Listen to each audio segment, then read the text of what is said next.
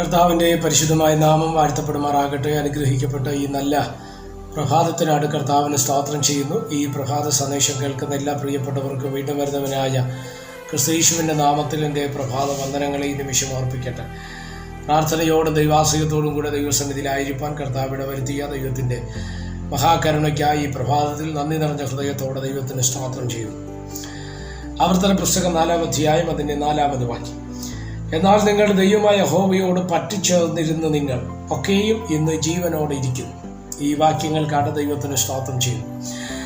Canaan എന്ന വാഗ്ദത്ത ദേശത്തിൽ ഇസ്രായേൽ ജനം എത്തിയത് എങ്ങനെയാണ്, അല്ലെങ്കിൽ ആരാണ് അവിടെ എത്തിയത്?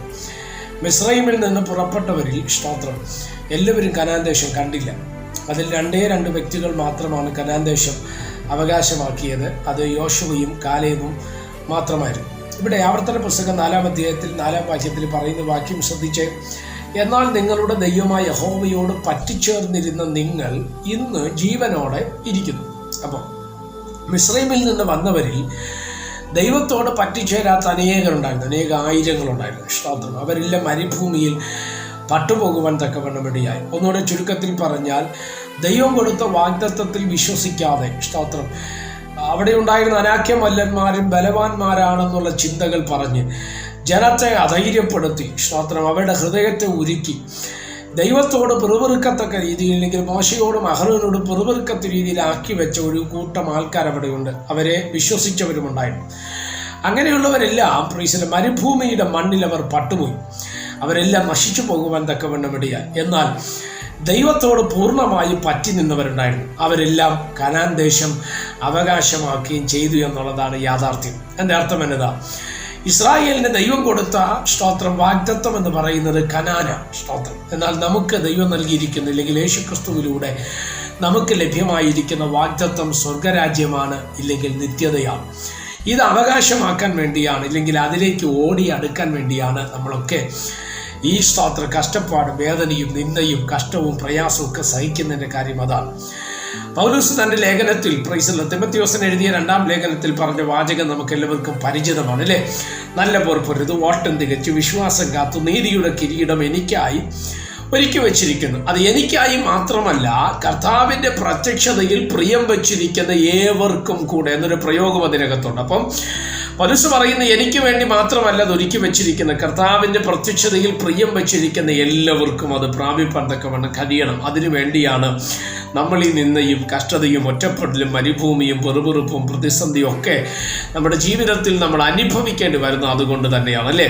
പക്ഷെ ഒരു കാര്യം നിങ്ങൾ ശ്രദ്ധിച്ചേ, ഒരു ഘട്ടം വരെ, ഒരു കാലം വരെ ഓടിയിട്ട് പലപ്പോഴും പകുതി വഴിവെച്ച് സ്തോത്രം നശിച്ചു പോകുന്ന, അല്ലെങ്കിൽ പകുതി വഴിവെച്ച് വിശ്വാസികൾ നഷ്ടപ്പെട്ടു പോകുന്ന അനേകരും നമുക്ക് കാണുവാൻ തക്കവണ്ണം കഴിയും, അല്ലേ? ഒരു പാട്ടിൻ്റെ ഒരു വരി തന്നെ ഉണ്ട്, സ്തോത്ര വിശ്വാസ കപ്പൽ താഴുമോ ഈ ഉലകിൽ ഈശന മൂലനേറുന്നു. സ്തോത്രം. എന്താ കാര്യം?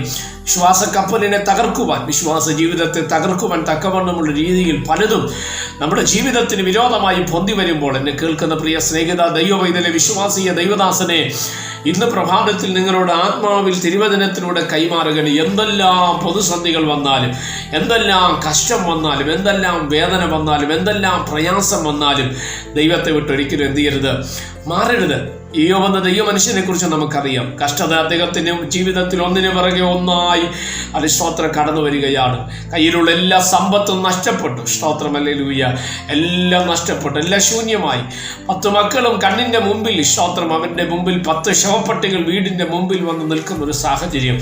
ഇവിടെയും ഇയ്യോബ് എന്ന ദൈവമനുഷ്യൻ പതറിയില്ല, ക്ലേശത്തിലായില്ല, പെറുപെറുത്തില്ല. ദൈവം തന്നു, ദൈവം എടുത്തു, ദൈവനാമം മഹത്വപ്പെടട്ടെ എന്ന് പറഞ്ഞ് സ്തോത്രം ആ വിഷയത്തോട് ചേർന്ന് നിൽക്കാൻ വിശ്വാസത്തോട് പോരാടിയ ഒരു ദൈവമനുഷ്യൻ അവസാനം ഇതെല്ലാം കണ്ട് സ്തോത്രം ദേഹം മൊത്തം വ്രണം ബാധിച്ച് പുഴുവരിക്കുന്ന തരത്തിലേക്ക് ശരീരം മാറുമ്പോൾ അദ്ദേഹത്തിൻ്റെ ഭാര്യ വന്നിങ്ങനെ പറഞ്ഞു, നീ ദൈവത്തെ ത്യജിച്ചു പറഞ്ഞു ചെന്ന് മരിച്ചു കളക എന്ന് പറയുമ്പോൾ പോലും വിശ്വാസത്തെ വിടുവാൻ ഇയ്യോബ് തയ്യാറായില്ല. എന്നെ കേൾക്കുന്ന പ്രിയ സ്നേഹിതരെ, അല്ല പ്രിയപ്പെട്ടവരെ, സ്തോത്രം, ഒരു പക്ഷെ നമ്മൾ സ്നേഹിക്കുന്നവരോ, നമ്മെ സ്നേഹിക്കുന്നവരോ, അല്ല സ്തോത്രം, നമ്മളെ കൈവിട്ടെന്ന് വരും, നമ്മളെ ആക്ഷേപിച്ചെന്ന് വരും, പരിഹസിച്ചെന്ന് വരും, നിന്ദിച്ചെന്ന് വരും, അല്ല സ്തോത്രം, അല്ലെങ്കിൽ നമ്മളെ സ്തോത്രം തള്ളിപ്പറഞ്ഞെന്ന് വരും. പക്ഷേ അവിടെയും ദൈവസ്നേഹത്തെ മുറുകെ പിടിക്കാൻ. അതുകൊണ്ടാണ് പൗലോസ് റോമാലേഖനത്തിൽ പറഞ്ഞത്, അത് സ്തോത്രം എന്തുവാ പറഞ്ഞ്, കഷ്ടതയോ ആപത്തോ വാളോ നിന്ദയോ ആക്ഷേപമോ പരിഹാസമോ അല്ല നഗ്നതയോ എന്തും വരട്ടെ സ്തോത്രം, കർത്താവിൻ്റെ സ്നേഹത്തിൽ നിന്ന് എന്നെ വേർപിരിപ്പാൻ ആർക്കും കഴിയത്തില്ലെന്ന് പറഞ്ഞ പൗലൂസിനെ നമുക്ക് കരയുവാൻ. അതാണ് ക്രിസ്തുവിൻ്റെ സ്നേഹം എന്ന് പറയുന്നത് കേട്ടോ. എന്നെ കേൾക്കുന്ന പ്രിയമുള്ളവരെ, സ്തോത്രം, ജീവിതത്തിൽ എന്തെല്ലാം ക്ലേശങ്ങൾ കടന്നു വന്നാലും, എന്തെല്ലാം പ്രതിസന്ധികൾ കടന്നു വന്നാലും, എന്തെല്ലാം പ്രതികൂലങ്ങൾ കടന്നു വന്നാലും, എന്നെ അറിയുന്ന എന്നെ കേൾക്കുന്ന പ്രിയമുള്ളവരെ, ഞാൻ നിങ്ങളോട് പറയട്ടെ, അല്ല കർത്താവിനോട് പറ്റിച്ചേർന്നിരിക്കുക. ആ ദൈവിക വാഗ്ദത്തമാകുന്ന നിത്യതയെ അവകാശമാക്കുവാൻ വേണ്ടി പോരാടുക. വിട്ടുകളയരുതേ, അതിനെ തള്ളിക്കളയരുതേ. സ്തോത്രം, കർത്താവിനോട് ചേർന്നിരിപ്പാൻ, യഹോവയോട് പറ്റിച്ചേർന്നിരുന്ന വാഗ്ദത്ത ദേശത്തെ അവകാശമാക്കുവാൻ സ്വർഗത്തിലെ ദൈവം നമുക്ക് കൃപ നൽകട്ടെ.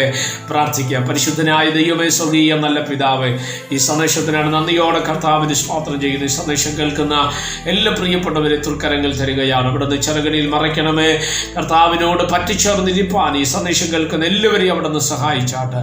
എല്ലാ മഹത്വം കർത്താവിന്. യേശു കർത്താവിൻ്റെ നാമത്തിൽ പ്രാർത്ഥനകളെ കേൾക്കണം സ്വർഗീയ നല്ല പിതാവേ. ആമേൻ. എല്ലാവരെയും ദൈവം അനുഗ്രഹിക്കട്ടെ. God bless you.